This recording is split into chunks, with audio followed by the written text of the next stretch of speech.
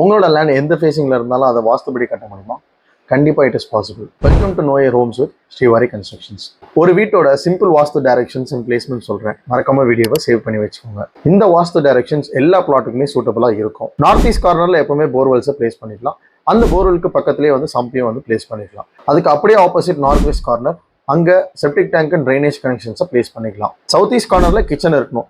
அப்படி south east கார்னர்ல kitchen வைக்க முடியல அப்படின்னா ஆப்ஷன் 2 நார்த் வெஸ்ட் கார்னர்லயே கிச்சன் வந்து பிளேஸ் பண்ணலாம். சவுத் வெஸ்ட் கார்னர்ல மாஸ்டர் பெட்ரூம் இருக்கும். இந்த மாஸ்டர் பெட்ரூம் உள்ள ஒரு கார்னர்ல iron bureau or any cupboards or any வெயிட்டான ப்ராடக்ட்ஸ் வந்து வைக்கலாம். எப்பவுமே இந்த சவுத் வெஸ்ட் கார்னர் கொஞ்சம் ஹைட்டா இருக்கிறது நல்லது. அதனாலேயே நீங்க அங்க ஓவர் டேங்க்ஸை பிளேஸ் பண்ணலாம். பூஜை ரூம் ஈஸ்ட் ஃபேசிங்ல இருக்கலாம், இல்ல நார்த் பார்த்தும் இருக்கலாம். ரெண்டு ஆப்ஷன்ஸ் இருக்கு. வீட்டோட ஸ்டேர் கேஸ் வெஸ்ட் சைட்ல இருக்கிறது ரொம்பவே நல்லது. அதுலயும் கிளாக் வைஸ் டைரக்ஷன்ல உங்களோட ஸ்டேர் கேஸ் ஓரியன்டேஷன் இருந்தா ரொம்பவே நல்லது. ஆடட் போனஸா ஒன்னு சொல்றேன், எப்பவுமே நார்த் ஈஸ்ட் கார்னர் ஓப்பனாகவும் வேக்கண்டாவும் இருந்தா ரொம்ப நல்லது. ஸோ அங்க நீங்க ஒரு பால்கனி பிளேஸ் பண்ணலாம். இல்ல அந்த நார்த் ஈஸ்ட் கார்னரை கொஞ்சம் எக்ஸ்டெண்ட் பண்ணி காட்டுறது வாஸ்துபடி ரொம்பவே நல்லதுன்னு சொல்லுவாங்க.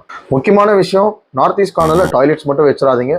ஆல்சோ டாய்லெட்டோட கிளாசெட்ஸ்மே நார்த் ஆர் சவுத் ஃபேசிங்ல வந்து பிளேஸ் பண்ணலாம். இந்த வீடியோவை உங்க வீடு கட்டுற ஃப்ரெண்டுக்கு ஷேர் பண்ணுங்க. இந்த மாதிரி மோர் அப்டேட்ஸ்க்கு ஸ்ரீவாரி கன்ஸ்ட்ரக்ஷன்ஸ் ஃபாலோ பண்ணுங்க.